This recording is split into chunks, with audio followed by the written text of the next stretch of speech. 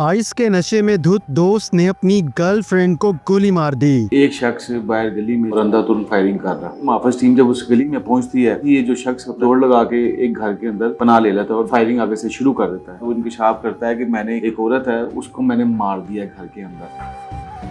थाना कोट लखपत की हदूद में एक लड़के ने अपनी दोस्त खातून को गोलियां मारकर कत्ल कर दिया। ये दोनों का ताल्लुक क्या था और ये वाकया कैसे और कब पेश आया, इस पर बात करने के लिए हमारे साथ SHO थाना कोट लखपत इमरान अनवार मौजूद हैं। इनसे बात करते हैं। 17 मई 2025 को हमें सुबह के वक्त तकरीबन 9:30-10 बजे करीब 15 पे कॉल मसूल होती है कि एक शख्स बाहर गली में चौक में खड़ा हुआ है और अंधाधुंध फायरिंग कर रहा है। जब 15 की कॉल मसूल होती है, कॉल डिस्पैच की जाती है पेट्रोलिंग अफसर को, और जो मुहाफिज टीम वहाँ पे गश्त कर रही है उसको कॉल मसूल करवाई जाती है।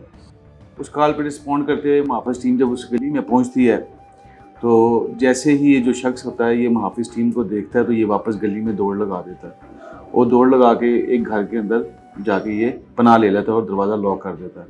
जैसे ही मुहाफिज टीम उस दरवाजे पे पहुंचती है तो ये फायरिंग आगे से शुरू कर देता है। तो इस पे फिर फौरी तौर पे तमाम टीमें वहाँ पे पहुंचती हैं। जो घर है उसको कॉर्डन ऑफ किया जाता है, उसकी रूफ टॉप, उसकी जो गलियाँ हैं लेफ़्ट राइट पे तमाम, उसको हम कवर अप कर लेते हैं। लेकिन जो फायरिंग का सिलसिला है वो नहीं रुकता, वो बार बार फायरिंग कर रहा होता है। कुछ फायरिंग वो दरवाजे पे कर रहा होता है, स्ट्रेट जो मेन गेट है उस पर कर रहा होता है, कुछ वो दीवारों पे कर रहा होता है, और कुछ फायर उसने घर के अंदर ही किए थे। ये जो ऑपरेशन है ये काफ़ी टेक्निकल था क्योंकि अंदर हमें नंबर 1 हमें नहीं मालूम था कि ये अंदर कोई खातून उधर रहती है कि नहीं रहती, अंदर बच्चे मौजूद हैं कि नहीं हैं, और दूसरा कि वो मुलज़म अपने आप को ना फायर मार ले। और किसी किस्म का ऑपरेशन हम अगर अनप्रिपेयर्ड ऑपरेशन करें तो ये ना हो कि हमारे किसी जवान का या किसी अफसर का नुकसान हो जाए। लिहाजा हम टाइम का जो है उसको फ़ायदा उठाते हैं। तो हमें तस्दीक ही होती है कि इस घर के अंदर एक खातून, एक मर्द और 2 बच्चे वो इस घर के अंदर रहते हैं। इसी दौरान हम मुसलसल उसके साथ राब्ते में जो फायरिंग कर रहा होता है, जब उनसे बातें कर रहे होते हैं तो बातों से हमें आइडिया होता है कि वो बंदा किसी नशे में है, ऊंचा ऊंचा बुड़बुड़ा रहा है, काफ़ी ज़्यादा गुस्से में है और गुस्से की हालत में वो फायर कर रहा है। तो कुछ देर के बाद जब हम उसको एंगेज कर ही रखते हैं तो थोड़ी देर के बाद वो इंकशाफ करता है कि मैंने एक खातून, एक औरत है उसको मैंने मार दिया घर के अंदर। हमें था कि पहले ये शायद इसकी बीवी है, एक ही घर में रह रहे हैं तो हमें था कि इसकी बीवी है, शायद इसने अपनी बीवी को मार दिया हुआ है। फिर बाद में हमें ये पता चला कि इसके 2 बच्चे हैं। तो फिर बच्चों के बारे में फिर हम काफ़ी ज़्यादा हमने तसल्ली की, और जब तक हमें पूरी मुकम्मल तौर पर तसल्ली नहीं होगी कि बच्चे यहाँ पे नहीं हैं, हमने ऑपरेशन स्टार्ट नहीं किया। जब हमें हर तरह से तसल्ली हो गई और उसके बाद फिर हमने मुकम्मल प्लानिंग के साथ उस घर के अंदर ब्रेक इन हुए, दाखिल हुए, और जब बिल्कुल मुलज़म के साथ हमारा आमना सामना हुआ तो उस मुलज़म ने अपने आप को, उसका पिस्टल लोड था, उसने अपना जो गन थी वो अपनी कनपट्टी पे रख ली। उसने कहा मैं अपने आप को मार दूंगा, लेकिन वो बड़े तरीके के साथ, प्रॉपर प्लानिंग के साथ उसको बातों में उलझा के रखना, उसको एंगेज कर ही रखना, उस तरह से हमने उस बंदे को ज़िंदा पकड़ा। और इस सारे ऑपरेशन में मैं आपको बताता रहूँगा पुलिस की तरफ से एक फायर भी फायर नहीं किया गया, एक बुलेट भी फायर नहीं हुई। कितने फायर किए मुलजिम ने ये सारे दुरानिये में?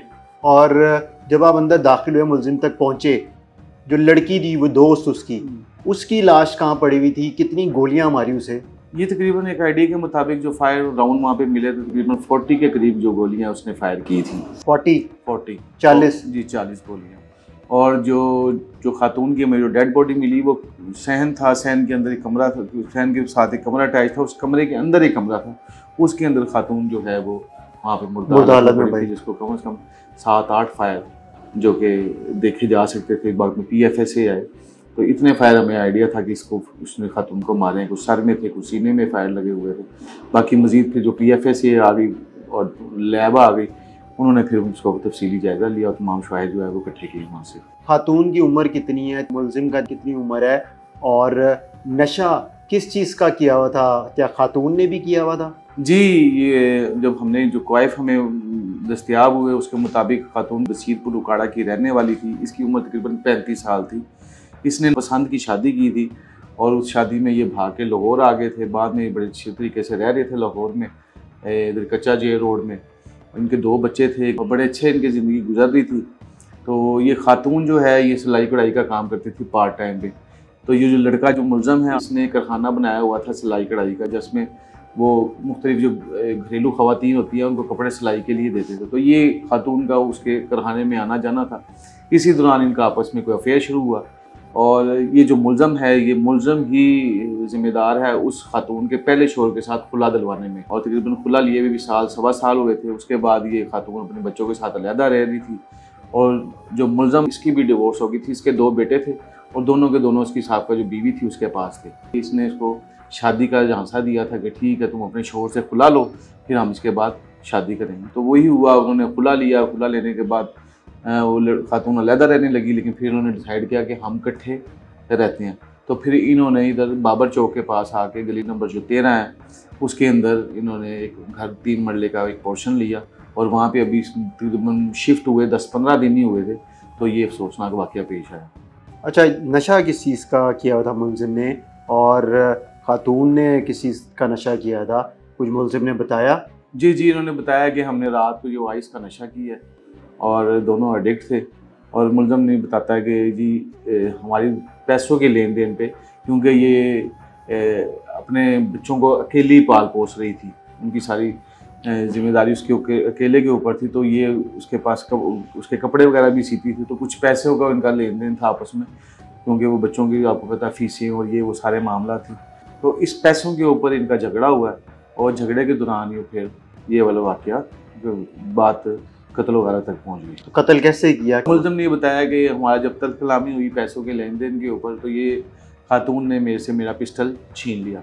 मुझे ये डर लगा कि शायद ये मुझे मार ना दे, तो मैंने पिस्टल पकड़ा और फिर मैंने इसको मारना शुरू कर दिया।